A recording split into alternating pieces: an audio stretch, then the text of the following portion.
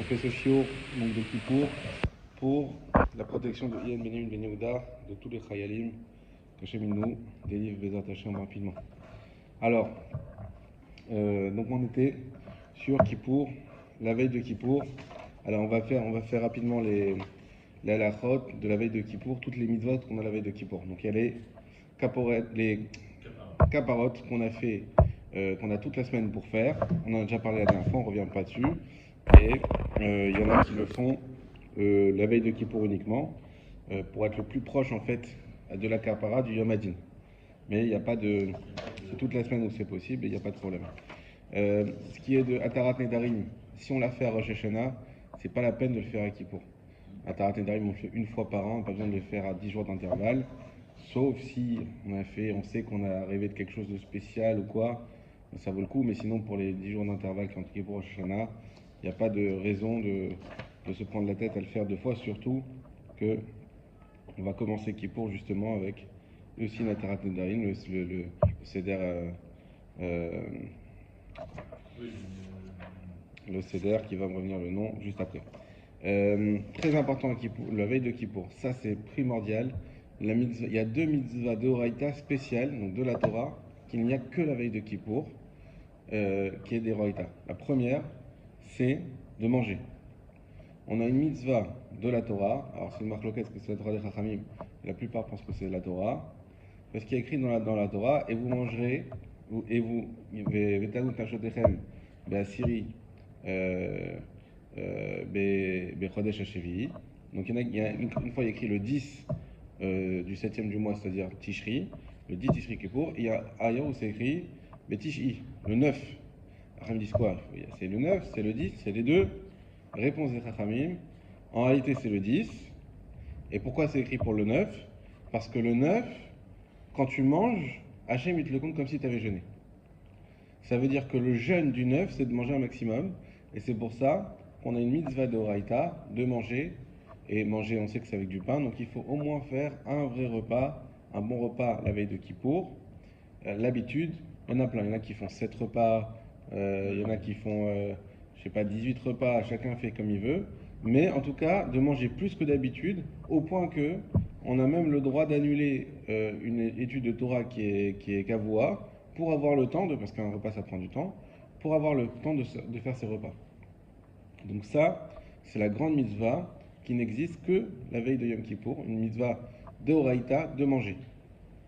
On va dire une d'Oraïta directe. C'est vrai que Shabbat, on a une mitzvah de manger, on a que Shabbat tout ça, mais c'est pas une mitzvah directe de manger, c'est pour arriver au Nek Shabbat. Là, c'est juste la mitzvah de manger. Maintenant, pourquoi il y a cette mitzvah? Il y a deux raisons qui sont ramenées, qui sont totalement contradictoires. Première raison qui est ramenée, c'est parce que Akash Baruch Hu, comme il écrit Vintem Nashotechem, vous devez vous mortifier le jour de Kippour. Et de quelle manière on a le plus de mal à jeûner? C'est lorsqu'avant on a beaucoup mangé, puisqu'en mangeant beaucoup, ça ouvre l'estomac, ça le dilate un petit peu, et du coup, on a très faim après très rapidement. Et donc, on va bien souffrir à Kippour et on va bien être Indem Nashotechem grâce à ça. Une autre raison qui est ramenée, qui est tout à fait contradictoire, qui dit non. En réalité, Dieu, il a pitié de nous à Kippour, et qu'on va jeûner, qu'on va être mal et qu'on va avoir faim. Donc il nous a donné une mitzvah pour être sûr qu'on soit dans les meilleures conditions pour jeûner, avoir déjà tout ce qu'il faut, avoir tous les nutriments et tout ce qu'il faut pour une journée de jeûne. Et il nous donne une mitzvah de manger à l'inverse la veille de Kippour. Comme ça, on sera sûr d'avoir tout ce qu'il faut. On peut concilier ces deux interprétations en disant qu'en réalité, il y a un côté de Ta'ava et il y a un côté de Briout. Côté Ta'ava, c'est vrai que tu auras peut-être plus faim pendant Kippour du fait que tu as beaucoup mangé la veille. Mais d'un autre côté, au niveau de la brioute, tu seras mieux préparé au jeûne. Et donc, comme ça, on peut concilier les deux. Ça, c'est la première mitzvah. Et on insiste sur le fait que, Mishamura a dit que c'est considéré comme. Ça veut dire qu'un jeûne, on sait que c'est très fort parce qu'il y a une grande souffrance. Il y a beaucoup de retenue. Donc, ça montre qu'on se sépare du matériel et qu'on se soumet à Kadosh Baruch Hu. Eh bien, Hachem le compte comme un jeûne de Kippour. Donc, c'est vraiment, on a un grand route de pouvoir manger. Et comme ça aussi, on arrive avec des scouillottes en plus le jour de Kippour pour pouvoir se défendre comme il faut. Ça, c'est la mitzvah. Deuxième mitzvah qui est le jour de Yom Kippour, c'est la mitzvah de Tosefet. Tosefet, ce qu'on appelle Tosefet Shabbat. C'est quoi Tosefet Shabbat? On sait que on ne fait pas rentrer Shabbat pile à l'heure, ni sortir pile à l'heure. On le fait rentrer 18 minutes avant l'heure normale, et on le fait sortir généralement 10 minutes, 11 minutes après l'heure normale. D'où on sait qu'il faut faire rentrer Shabbat plus tôt. Et bien on l'apprend de Kippour. Pourquoi? Exactement le même passage. Sauf c'est une autre interprétation. Il est écrit tu jeûneras le 9, il est écrit tu jeûneras le 10. Alors comment on continue? En réalité, depuis le 9, tu dois commencer.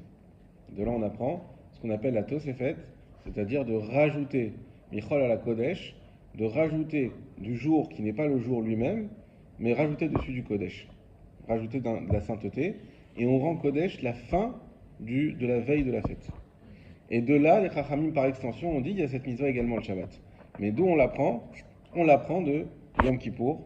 Et donc à Yom Kippour, ça sera hyper important, même si Shabbat, alors là ça tombe Shabbat pour le coup, mais on a toujours l'habitude d'utiliser, bon on a 18 au pire, etc. Kippour, il ne faut pas utiliser, alors on peut utiliser un peu, mais il faut qu'il y ait au moins 2-3 minutes, voilà. Le mieux les 18 évidemment, mais au moins 2-3 minutes qu'on rajoute au début, mais également à la fin de Kippour. Et dans les calendriers, de toute façon, les heures qu'on a, c'est déjà pris en compte, évidemment. Donc, on rajoute au début et à la fin la misa de Tosefet Shabbat, qui est du coup aussi des Oraïta, comme on l'a expliqué, il y a écrit le 9 et le 10. Ça, c'est les deux mitzvot principales. Maintenant, il y a d'autres mitzvot qui ne sont pas de Oraïta, celle du mikvé, comme on en parle à chaque fois. C'est très important d'aller au mikvé la veille de Kippour encore plus que la veille de Rosh Hashanah. Et d'ailleurs, les chazanim, eux, sont pratiquement obligés d'aller au mikvé. C'est vraiment important que le chazan ou les chazanim qui vont officier pendant ces jours-là aillent au mikvé. On a parlé de la mitzvah de se réconcilier, on ne revient pas dessus. Ensuite, il y a Seudat HaMafseket. Seudat HaMafseket, donc c'est la dernière Seuda qu'on fait avant le jeûne. Donc c'est important de faire une Seuda avec du pain. L'habitude est de manger du poulet. On fait attention à ne pas manger de piquant, pas de choses trop épicées. Non seulement, bah déjà, ça donne soif, mais à part ça, ça peut faire qu'on ezera les vatala la nuit de Kippour. Et c'est un très mauvais signe, comme Chachamim y écrit dans la Gemara, que celui qui ezera la veille de Kippour, il passe pas l'année. Les Chachamim d'aujourd'hui disent que c'est plus valable, puisque ça, c'est si quelqu'un il a une consommation normale, et là, il a ça effectivement. Mais en général, vu que nous, on mange par définition des trucs qui sont pimentés, ou même avec du sel, etc., déjà, ça réveille et ça fait que c'est biologique plus que spirituel. Et tout simplement, ça peut arriver parce qu'on mange des choses qui sont relevées. Voilà. Ensuite, la veille de Kippour également, il y a ce qu'on appelle Mincha Gdola. Ouais. L'œuf, non, ça c'est Tisha B'Av. C'est Tisha B'Av. La Kippour, c'est une Souda normale. Il n'y a pas de kidouche. Souvent, on est un peu. C'est qu'il n'y a pas de kidouche, il n'y a rien du tout. Mais. C'est une Souda, il faut du pain. Par définition, ce qu'on appelle Souda comme c'est avec du pain. Donc, il faut faire un motif, il faut faire du pain. Ensuite, Mincha de la veille de Kippour, spécialement la veille de Kippour. Habituellement, on fait Mincha le plus tard possible, puisque c'est ce qui correspondait au moment où on faisait les corbanotes, donc c'est le meilleur moment pour Mincha. À Kippour, on déroge à ça et on dit non, on va faire Mincha le plus tôt possible. Pourquoi? Parce que les Chachamim disent imagine-toi le pauvre, celui Dieu préserve que dans la Soudat HaMafseket, il avale de travers et il finit.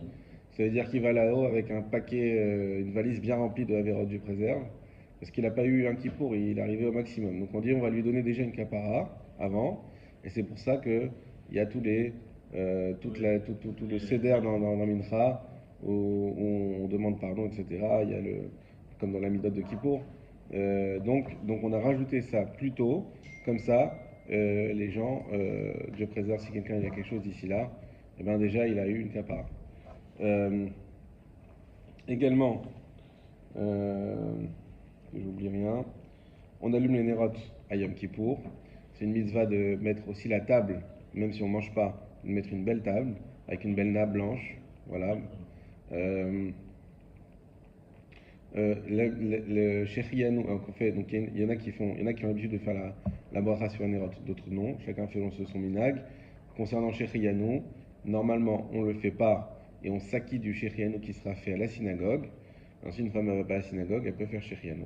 Voilà, si elle a le minimum. Sur les nérotes. Voilà. Puisque le Shechianu, en fait, c'est sur la fête. On va pas le faire dans le Kiddush cette année. Enfin, cette année, on va pas le faire parce que c'est Kippour et qu'il n'y a pas de Kiddush. Donc on va pas le faire. Donc on le fait à la synagogue au moment du Sefer Torah, à Arvit. Et si on n'a pas le. Ouais, c'est Der Kol Nidre que je cherchais tout à l'heure.